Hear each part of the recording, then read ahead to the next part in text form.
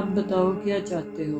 استاد محترم کی بات ختم ہوتے ہی دیوار پر ایک سایہ بن گیا، جس میں سے آواز آنے لگی کہ یہ آپ نے اچھا نہیں کیا، میں اس لڑکی کو نہیں چھوڑ سکتا، آپ اس سے میرا نکاح کرو مگر مجھے اس سے جدا نہ کریں۔ استاد محترم نے کہا، سنا ہے تم نے بہت سے عاملوں اور بزرگوں کی بے عزتی کی ہے۔ تو اس نے کہا کہ وہ لوگ اسی قابل تھے، لوگوں کو فراڈ سے لوٹتے تھے، اگر کسی کے پاس سچ میں تھوڑا بہت ہوتا تو میں اسے ڈرا دھمکا کے چپ کروا دیتا تھا، مگر یہ پہلی بار ہوا ہے کہ آپ نے صرف ایک نقش سے مجھے مجبور کر دیا ہے۔ خیر بہت سی باتیں ہوئی مگر وہ لڑکی کو چھوڑنے کے لیے تیار نہ ہوا۔ استاد محترم نے کہا کہ تمہارے پاس 2 ہفتے ہیں، اپنا زور آزما لو یا سوچ لو اچھی طرح کہ کیا کرنا ہے تمہیں، اور جاؤ۔ اب کچھ دن بعد وہ ماں بیٹی بھی آ گئی اور اپنے ساتھ تحفے اور نذرانے لے کر آئی۔ استاد محترم نے صرف اتنے رکھ لیے جتنے اخراجات آ سکتے تھے، باقی سب واپس کر دیا۔ وہ شکریہ ادا کرتے نہیں تھکتی تھی کہ 10 سالوں میں پہلی بار سکون سے سوئی ہوں۔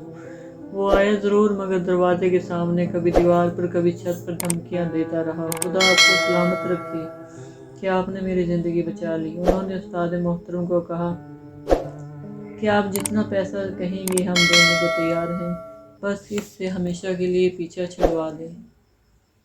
استاد محترم نے کہا، پیسے جتنے چاہیے تھے لے لیے ہیں، اب اس سے زیادہ ایک پیسہ بھی نہیں چاہیے، اور انشاءاللہ اب وہ ساری زندگی آپ کے قریب نہیں آ سکے گا۔ 2 ہفتے بھی نہ گزرے تھے کہ وہ پھر آ گیا اور معافی مانگنے لگا کہ ایک دفعہ وہ حصار ختم کر دیں، میں بس آخری بار اس سے مل لوں پھر چھوڑ دوں گا۔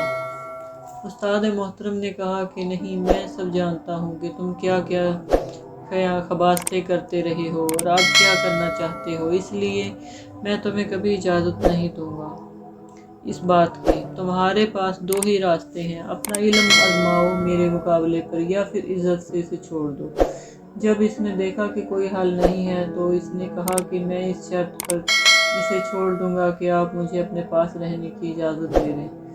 بس یہیں استاد محترم نے غلطی کر دی اور اسے اپنے پاس رہنے کی اجازت دے دی۔ 6 مہینے تک تو وہ بڑی فرما برداری سے رہا۔ استاد محترم چہل کاف کے عامل تھے اور اس کا حصار باندھتے تھے۔ ایک رات وہ دیر تک استاد محترم کے پاس رہا۔ سردیوں کی رات تھی جب استاد محترم نے کہا کہ چلو اب میں وضو کر کے حصار باندھ لوں، تو اس نے کہا کہ اب میرے جیسا جن آپ کا محافظ ہے، کسی کی کیا مجال جو آپ کی طرف آئے، یہ حصار آپ رہنے دیں، کیا کریں گے؟ خیر اس رات تو انہوں نے حصار باندھ لیا مگر اس کے مسلسل اصرار پر ایک دن انہوں نے حصار چھوڑ دیا۔ اسی طرح کوئی 15-20 دن یہ سلسلہ چلا اور ایک دن استاد محترم کہیں جا رہے تھے، وہ بھی ساتھ ہی تھا، کہ اچانک اس نے بائیک کا ہینڈل موڑ دیا اور بائیک ایک کار کے ساتھ جا ٹکرائی۔ کافی چوٹیں آئی، ہسپتال لے جایا گیا جہاں وہ 10 دن زندگی موت سے لڑتے رہے، اور اس دوران انہوں نے مجھ سے یہ سارے واقعات بیان کیے۔ 10 دن بعد ان کا وصال ہو گیا۔ اللہ پاک ان کی مغفرت فرمائے اور ان کے درجات بلند فرمائے۔ مجھے انہوں نے بہت کچھ کہا کہ جو کچھ میرے پاس ہے لے لو مجھ سے، مگر پتہ نہیں کیوں میرے دل میں ڈر بیٹھ گیا اور میں ان سے وقت آخر کچھ بھی حاصل نہ کر سکا۔